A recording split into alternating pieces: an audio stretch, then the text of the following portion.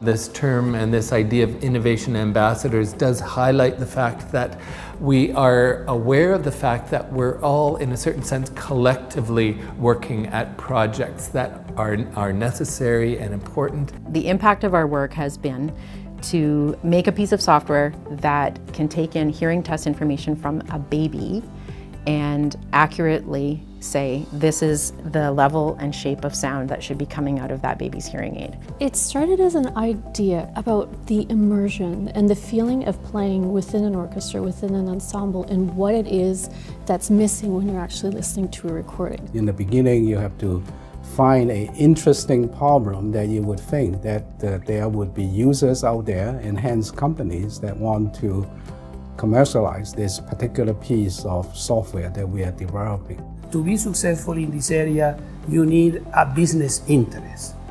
If your activities are only depending on research grants, coming from research councils, you are very vulnerable. Instead of being, as a researcher in the take side, waiting for grants, then you are able to invest on new ideas and new opportunities. It needs to have some value, some accuracy, and it needs to be available. And the commercialization really puts those two things together. Innovation does not happen with, oh, I have an idea, great, here it is. It is a combination of many, many people working together with you along the way. Different people has different ways of achieving their commercialization. The more people like myself that is fortunate to be successful in doing that, in telling the upcoming people, whether they are graduate students or my colleagues, to let them know the different ways that you could achieve that. I think it would generally help the other people to find their right path. The pipeline and the infrastructure are in place for doing this kind of thing, so it's really something that if you've got something, certainly talk to the right people and it'll happen.